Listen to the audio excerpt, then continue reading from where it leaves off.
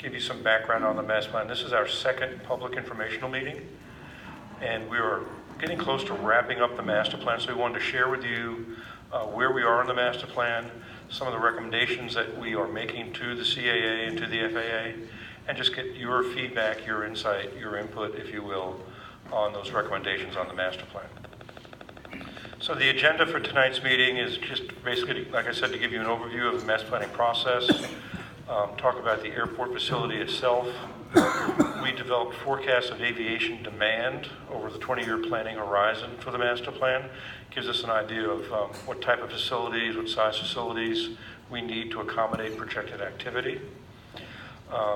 We'll review the findings with you, recommendations that are coming out of the master plan, both for airfield, terminal, and also landside access alternatives, if you will.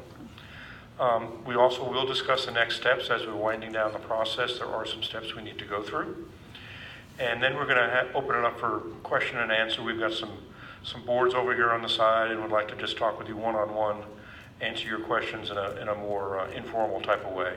And so our presentation should be about 10 or 15 minutes, and then we'd be happy to talk with you privately and answer any questions you may have.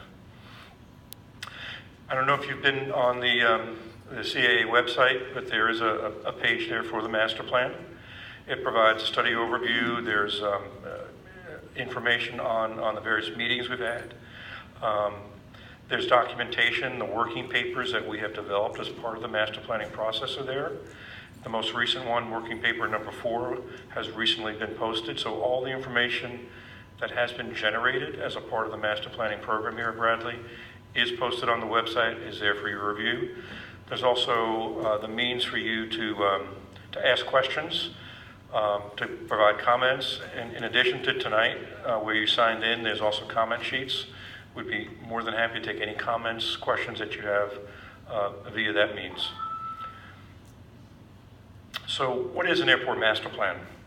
Basically, it's a guide for the airport, for the CAA to develop Bradley International Airport for the next 5, 10, 15, 20 years. We do a long-range look at how the airport can develop so that we do logical planning that's phased, it can be paid for, it's viable, it's convenient in terms of construction and environmental considerations. So we have to do a long-term look at it. Basically, there's 2 components of the master plan. There's a master plan report, which you see on the table here, some fairly light reading if anybody wants to take a look at it. And also we do an airport layout plan, which is on that far easel over there. It's an airport layout plan set. The FAA's position, this is all FAA funded. 90% of this program is funded by the FAA. They review 2 parts of the master plan. They review the forecast of aviation demand and give us their approval or make comments on it, and we go back and revise it. They did approve the forecast as we presented them, and they also approved the airport layout plan. And that's the key component of the master planning process for both the CAA and the FAA, in that any project that is shown on the airport layout plan is eligible for federal funding assistance. Doesn't necessarily mean that the FAA has the means to pay for that project, but it is eligible for federal funding assistance. If it's not on the airport layout plan, then the CAA would need to update that layout plan and put a certain project on that they needed or seeking FAA funding on. So that's why we try to make it all-encompassing and put everything we possibly could think of that the airport would need in the 20-year planning horizon on the airport layout plan to make it eligible for federal funding assistance. Typically, a master plan like this is updated every 10 years or so. If there's one thing about the aviation industry, it's ever-changing. The number of airlines flying today is different. The type of aircraft is different. The number of passengers is different. The economy affects it, the price of fuel. Things change. And so typically you will see airports across the country, just like the CAA is doing in updating this master plan about every 10 years or so, just to make it current in today's environment. It follows FAA guidance and standards, obviously, and it is required by the FAA in terms of the document, the airport layout plan, so that they can do their funding program and be prepared to fund any improvements that the CAA has in their airport improvement program. So the focus areas of the master plan, we looked at some airfield components. We looked at actually doing some, meeting some FAA standards and eliminating some what they call hotspots. And those are areas where there could be incidents in between aircraft. And so the FAA is focusing on eliminating those hotspots. We have recommended ways to do that here at Bradley. We did look at runway length and evaluating the need for possible additional runway length here at Bradley.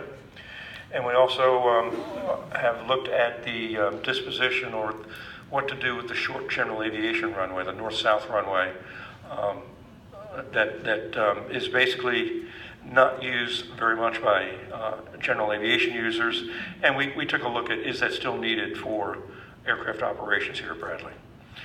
We also took a look at a number of landside and passenger terminal facilities.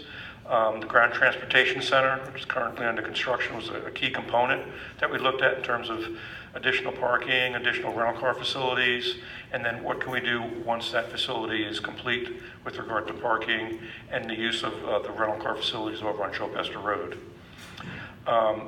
Also, FIS facilities for international arrivals.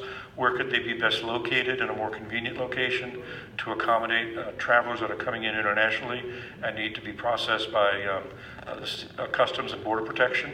And so we looked at additional relocated FIS facilities. Existing terminal upgrades, we looked at ways to upgrade the terminal, expand it so that it could accommodate both existing and future traffic. We looked at a concept that the CAA has been focusing on with regard to a new terminal in the location where the old Murphy terminal used to be, and how that might look in the future with regard to additional gates and how that might be constructed. And we looked at several options for that. And then finally, we looked at improved passenger parking. And you'll see how we have recommended that in some of the slides that we'll present to you tonight.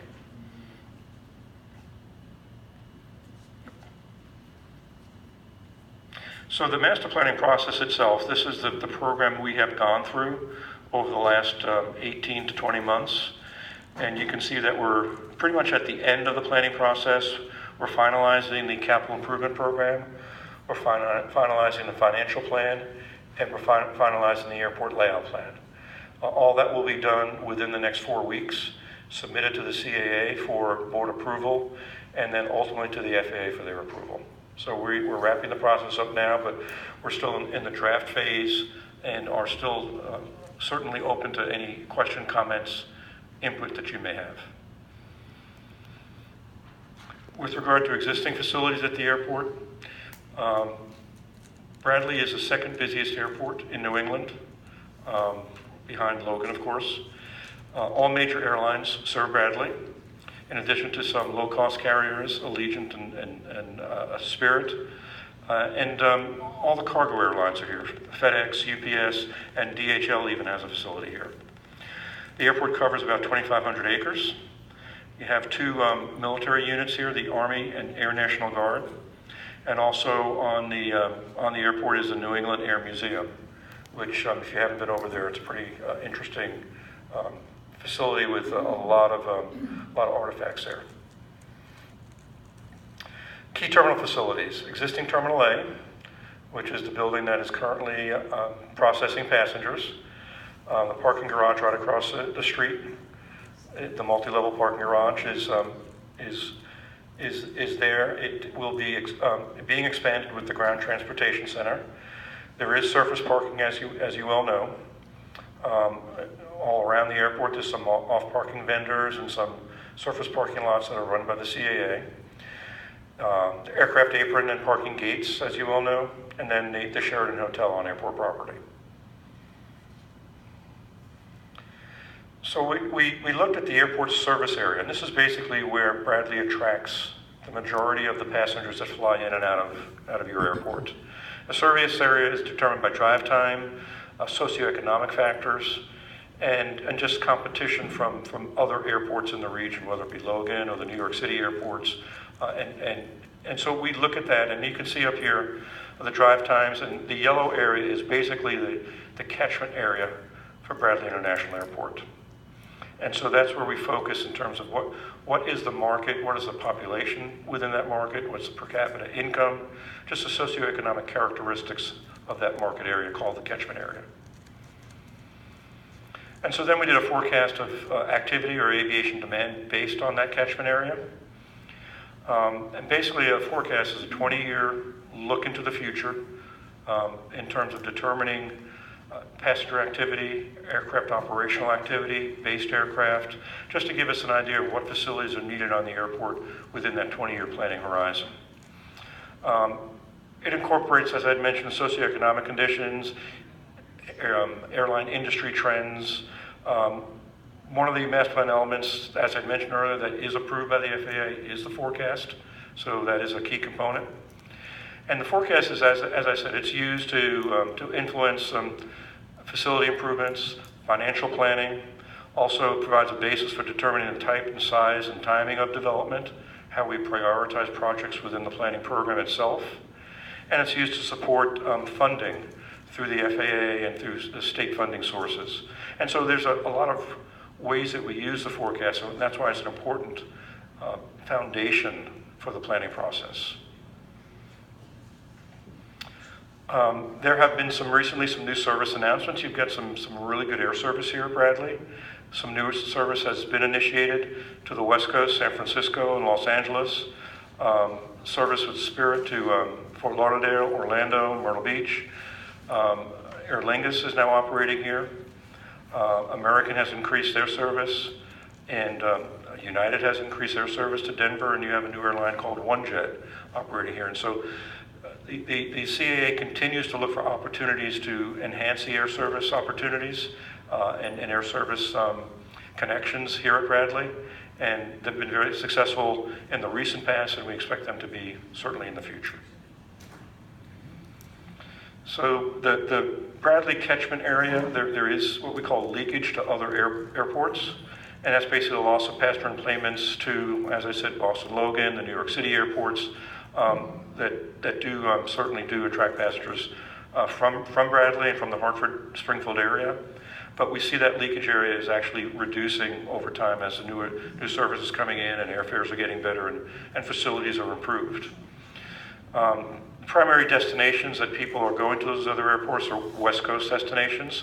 We see that actually shrinking now that you've got some West Coast destinations. Western Europe, once again, that has been a big leakage destination area, but now that you've got Aer Lingus here, that's also shrinking in terms of leakage. And the Caribbean, that continues to be a market that needs to be focused on, but Caribbean destination